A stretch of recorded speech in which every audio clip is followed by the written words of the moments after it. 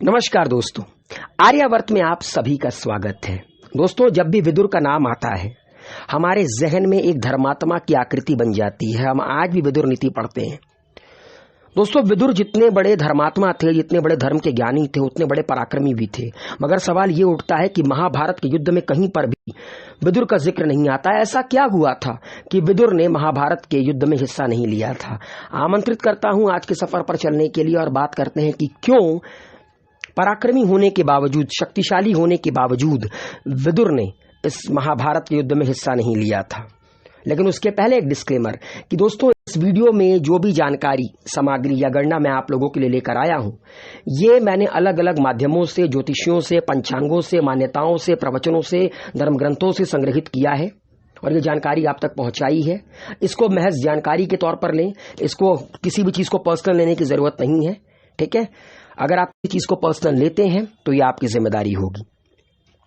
तो दोस्तों, जैसा कि आप लोगों को पता है कि विदुर धर्मात्मा थे, धर्म के ज्ञानी थे। उस दौर में विदुर से बड़ा धर्म का ज्ञानी कोई नहीं था। विदुर दासी के पुत्र थे, इसीलिए उन्हें कभी उचित सम्मान नहीं मिला।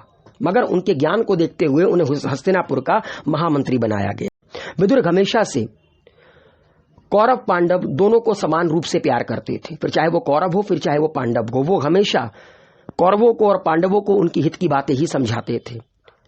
विदुर को अस्त्र शस्त्र की शिक्षा गंगापुत्र भीष्म ने दी थी। निपुण थे, जितने धर्म के ज्ञानी थे उतने बड़े पराक्रमी भी थे। तो एक बार क्या होता है दोस्तों, युद्ध निकट था। विदुर जानते थे कि श्री कृष्ण जिसके पक्ष में होंगे युद्ध वही जीतेगा। विदुर जानते थे कि श्री कृष्ण भगवान विष्णु के अवतार हैं, उनके सामने कोई कौरव नहीं टिकेगा, पूरे समूचे वंश का नाश हो जाएगा। विदुर दुर्योधन को समझाते हैं। एक बार दुर्योधन और विदुर का आमना सामना होता है। विदुर कहते हैं कि युद्ध मत करो पुत्र, इस युद्ध से तुम्हें कुछ भी प्राप्त नहीं होगा, समूचे वंश का नाश हो जाएगा। दुर्योधन के अंदर बड़ा गुस्सा था विदुर को लेकर, और दुर्योधन उस दिन विदुर को बहुत कुछ कह जाते हैं। कहते हैं कि आप गद्दार हैं काकाश्री, आप हमेशा से पांडवों के हितैषी रहे। जब लाक्षागृह में मैंने पांडवों को मारने की योजना बनाई तो पांडवों को बचाने की योजना आपने बनाई। आपने पांडवों के लिए संदेश पहुंचाया और वो लाक्षागृह से भाग निकले। जब द्रौपदी का चीरहरण हुआ तो आपने सबसे पहले आवाज उठाई विरोध में। आप खाते कौरवों की हैं, गाते पांडवों की हैं। आप पांडवों के हितैषी हैं, कौरवों के नहीं। विदुर ने जब ये बात सुना, विदुर को बहुत गुस्सा आया। विदुर ने दुर्योधन को मारने के लिए अपना दिव्य धनुष उठाया। ये वो धनुष था जो कि भगवान श्री कृष्ण ने विदुर को दिया था। विदुर ने अपना धनुष उठाया दुर्योधन को मारने के लिए, मगर फिर अपने धर्म का ज्ञान होने के कारण उन्होंने अपने गुस्से को शांत किया और उस धनुष को उसी वक्त तोड़ दिया और प्रतिज्ञा ली कि मैं इस युद्ध में किसी के तरफ से नहीं लड़ूंगा। इस युद्ध में मेरी बुद्धि भी काम नहीं आएगी। अगर मुझसे कोई राय मशवरा मांगेगा तो भी मैं नहीं दूंगा। मैं इस युद्ध से अपने आप को अलग थलग करता हूं।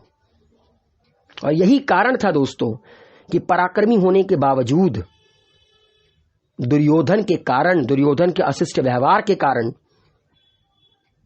विदुर ने इस युद्ध में पार्टिसिपेट नहीं किया, प्रतिभागी नहीं बने। क्यों? क्योंकि वो जानते थे कि अगर वो इस युद्ध में प्रतिभागी बनते हैं, अगर वो इस युद्ध में भाग लेते हैं तो उन्हें अधर्म की तरफ से युद्ध करना पड़ेगा, क्योंकि कौरवों के पक्ष में अधर्म ही अधर्म है। और एक बात उन्होंने, विदुर ने हितैषी के तौर पर धृतराष्ट्र को भी बताई थी कि दुर्योधन समूचे वंश का नाश करवा देगा। महाराज, इस युद्ध को होने से रोक दीजिए, क्योंकि जिस तरफ भगवान श्री कृष्ण है उसी तरफ धर्म है और वही जीतेगा। आपके समूचे वंश का नाश हो जाएगा। मगर महाराज धृतराष्ट्र तो अपने ही स्वैग में थे। ठीक है, उन्हें तो अंधा मुंह था और यही कारण बना पूरे के पूरे समूचे वंश के नाश का। इसीलिए कहा जाता है कि पुत्र मोह बहुत बुरा होता है। किसी भी चीज का मोह, धृतराष्ट्र से हमें सीखने को मिलता है कि पुत्र मोह नहीं करना चाहिए। पुत्र मोह होगा तो इसी तरह समूचे वंश का नाश होगा। तो उम्मीद है दोस्तों आज का सफर आप लोगों को पसंद आया होगा। आर्यावर्त को अपना प्यार दीजिए, वीडियो को लाइक शेयर कमेंट कीजिए। हेल्दी रहिए, सेफ रहिए, मस्त रहिए। शुक्रिया।